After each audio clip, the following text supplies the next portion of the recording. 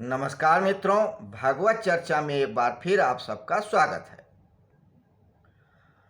हम लोग भगवत गीता में नारद भक्ति सूत्र पे चर्चा कर रहे हैं। अब तक हम लोगों ने 27 सूत्रों पे बात किया है। 28, 29, 30 आज 3 सूत्रों पे बात करेंगे, जबकि हम लोगों का एक नियम सा है कि एक ही सूत्र पे बात करते हैं। ऐसा इसलिए हो रहा है कि 3 सूत्रों पे एक साथ बात, तीनों सूत्र एक साथ जुड़े हैं। एक एक सूत्र पे भी चर्चा कर सकते हैं, लेकिन बात बनेगी नहीं, वो मजा नहीं आएगा, तारतम्य बनेगा नहीं। तो इन 3 सूत्रों में भक्ति के लक्षण की बात कर रहे हैं, या भक्ति के संदर्भ में और क्या क्या बताया है कुछ लोगों ने। देखिए, अभी तो उन्होंने परिभाषा की बात किया था। पहले गर्ग मुनि ने क्या कहा, सांडिल मुनि ने क्या कहा, उन्होंने क्या कहा, नारद मुनि ने स्वयं क्या कहा और व्यास मुनि ने क्या कहा, फिर उसकी विशिष्टता बताए। अब भक्ति के संदर्भ में और क्या क्या कहा लोगों ने, इस पे बात कह रहे हैं। तो कहते हैं 28वें सूत्र में, तस्या ज्ञानमेव साधनम इत्येके, कि कुछ लोग ऐसा कहते हैं, कुछ आचार्यों का मत है कि भक्ति ज्ञान का ही साधन है, कि भक्ति से ज्ञान ही प्राप्त होता है।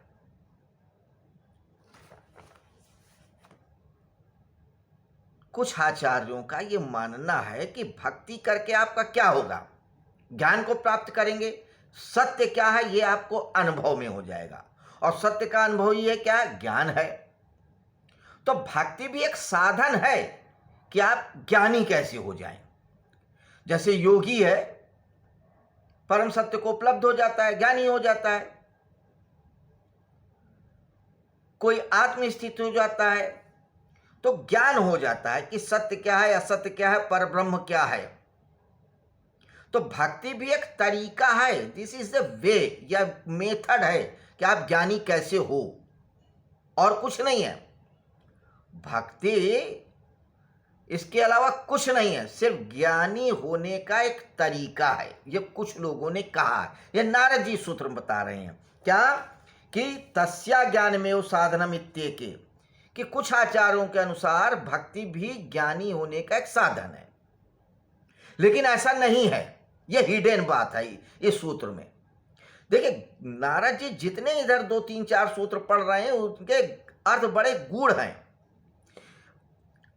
आसानी से नहीं खुलते हैं। उन सूत्रों को समझना पड़ेगा, रटना पड़ेगा, आत्मसात करना पड़ेगा, मनन चिंतन करना पड़ेगा, निधिध्यासन करना पड़ेगा, तब जाके ये सूत्र खुलते हैं।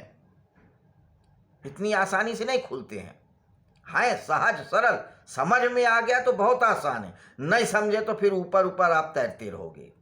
तो क्या कहते हैं, तस्या ज्ञान में साधनम इत्येके, कि कुछ लोगों का मत है कि भक्ति भी ज्ञान का एक साधन है, जबकि ऐसा नहीं है। भक्त क्या होता है कि कुछ जानना ही नहीं चाहता। पहली बात, भक्त वही बनता है जिसे कुछ जानना ही नहीं है, जिसे वेद शास्त्र पुराण सिद्धांत से कोई मतलब ही नहीं। कहता भैया ये वेद पुराण सिद्धांत मेरी समझ के बाहर है, मैं तो बस भगवान के शरण जाता हूँ, जो कहेंगे वही करेंगे, जो देंगे वो खाएंगे, जो कह देंगे वो पहनेंगे, जैसा रखेंगे वैसा रहेंगे। तो वो तो पहले ही ज्ञान से भाग करके भक्ति कर रहा है। अगर ज्ञान में उसको रुचि होती तो वो भक्ति क्यों करता, वो भी ज्ञानी ना होता।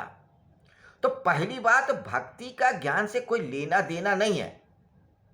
यह और बात है कि जब भक्ति पराकाष्ठा पे पहुंच जाए तो व्यक्ति ज्ञानी हो जाए, लेकिन फिर भी वो ज्ञान से कोई मतलब नहीं रख सकता। फिर वो कहता है कि भैया मेरे को वेद पुराण और उपनिषद से क्या मतलब है। क्यों कह रहा हूं, देखिए नारद मुनि ने क्या कहा, भक्ति कैसी हो, यथा ब्रज गोपिका नाम, ब्रज की गोपियों जैसी। ब्रज की गोपियां क्या करती हैं? उनको ज्ञान से कोई मतलब नहीं। वो दो आते हैं, कहते हैं देखो भाई, एक आत्मा है, एक परमात्मा होता है, एक जड़ होता है, एक चेतन होता है, एक ऐसा होता है, वैसा होता है, ब्रह्म होता है, ये ज्ञान पर ब्रह्म कहलाता है। वो कहते हैं भैया होता होगा, हमें इससे मतलब ही नहीं है। तुम अपना ब्रह्म अपने पास रखो, अपना ज्ञान अपने पास रखो, अपना सिद्धांत अपने पास रखो, हमें कुछ नहीं चाहिए। हमें क्या चाहिए ना? ये कन्हैया जी चाहिए। अब चाहे उनका योग मिले, चाहे वियोग मिले, चाहे उनसे दुख मिले, चाहे उनसे सुख मिले, चाहे अच्छा प्राप्त हो, चाहे बुरा प्राप्त हो, चाहे नाम प्राप्त हो या बदनामी प्राप्त हो, कोई मतलब नहीं। तो भक्त जो होता है उसको भक्ति से ही मतलब है, और भगवान से मतलब है, अपने आराध से मतलब, किसी चीज से नहीं। तो यही वो कह रहे हैं कि भक्ति ज्ञान का साधन है, ऐसा कुछ लोग कहते हैं, मैं नहीं कह रहा हूं। इनडायरेक्ट में नारद जी यही कह रहे हैं, मैं नहीं कह रहा हूं कि भक्ति ज्ञान का साधन है। भक्ति तो सिर्फ भगवान का साधन है पाने का, और कुछ नहीं। और भगवान को पा गए तो फिर उसके बाद क्या? कुछ नहीं। अगर भगवान सर्वज्ञ है तो हम भी सर्वज्ञ हैं, भगवान ऐश्वर्यवान है तो हम भी ऐश्वर्यवान हैं, भगवान जैसा है वैसे ही हम हैं, तो फिर कोई मतलब नहीं है। तो ये है क्या कि जो ज्ञानी होता है उसके पास शब्दों के भंडार होते हैं, उसका अहंकार बहुत बड़ा होता है, तो वो अपनी बात को येन केन प्रकारेण सिद्ध करना चाहता है। तो जो तर्क नहीं कर पाते हैं, जो सीधे साधे होते हैं, सरल होते हैं, वो उनकी बात पे आ जाते हैं कि हाँ भैया सही कह रहे हो, कि भक्ति से भी आदमी ज्ञानी ही तो होता है, मान लेते हैं, तो समझ लेते हैं कि हाँ भैया हो सकता है। तो ये बुद्धिजीवों की एक कलाबाजी है, शब्दों का हेर फेर है, कि शब्दों के साथ वो खेलते रहते हैं कि ऐसा है वैसा है। तो उसमें कोई सत्य नहीं है, तथ्य यही है कि भक्ति ज्ञान का साधन है ही नहीं। सिर्फ भक्ति काहे का साधन है? रस का, सुख का, आनंद का, समर्पण का। क्योंकि जो भक्त है उसके लिए तो रसो ऐसा है कि उनके कन्हैया जी हंस रहे हैं, बोल रहे हैं, ठिठोली कर रहे हैं, रास रचा रहे हैं, उन्हें ज्ञान से क्या मतलब? आप देखिए कन्हैया जी को, आप देख लीजिए कृष्ण जी को जीवन में, क्या कभी उन्होंने कोई उपदेश की बात करी, ज्ञान की बात करी? नहीं करी। सिर्फ दो प्रकरण ऐसे मिलते हैं। एक जब उन्होंने अर्जुन को भगवत गीता का उपदेश दिया, और दूसरी बार जब युद्ध हो चुका था और सब कुछ खत्म हो चुका था, आराम से बैठे थे कृष्ण और अर्जुन, तो फिर अर्जुन इसरार करने लगे कि हमको भगवान वही ज्ञान दीजिए जो आपने युद्ध के मैदान में दिया था। तो कृष्ण ने मना कर दिया कि भाई अब जो मैंने दे दिया, ज्ञान दे दिया, जो ज्ञान की गंगा एक बार बह गई तो बह गई, अब वो गंगा फिर से नहीं आ सकती, आ ही नहीं सकती। तो अर्जुन ने बहुत जिद किया, तो फिर कृष्ण भगवान ने उपदेश दिया था, उसे अनुगीता कहते हैं। अनु मतलब पीछे, या कुछ लोग और भी नाम देते हैं। तो अनुगीता जो है कृष्ण जी ने दिया उपदेश अर्जुन को, लेकिन फिर कोई और उपदेश नहीं दिया। या तो विराट स्वरूप दिखाया या अपनी लीलाएं दिखाई किसी और रूप से, लेकिन उपदेश नहीं दिया। क्योंकि कृष्ण जानते हैं कि ज्ञान तो सूखा होता है, रूखा होता है, उसमें रस होता ही नहीं है। तो भक्त को तो रस चाहिए, आनंद चाहिए। अल्टीमेटली क्या है? मनुष्य को आनंद चाहिए। आनंद ज्ञान में थोड़ी मिलेगा, किताब में मिलेगा। किताब में ज्ञान होता ही नहीं है, रस होता ही नहीं है। बच्चों से पूछो, किताब पढ़ पढ़ के उब हो जाते, कहते कंटाल है पढ़ पढ़ के। तो रस तो खेलने में है, कूदने में है, नृत्य करने में है, हंसने में है, ठिठोली करने में, और कृष्ण वही अपने भक्तों को देते हैं। तो 28वें सूत्र का अर्थ यही हुआ कि जो विद्वान कहते हैं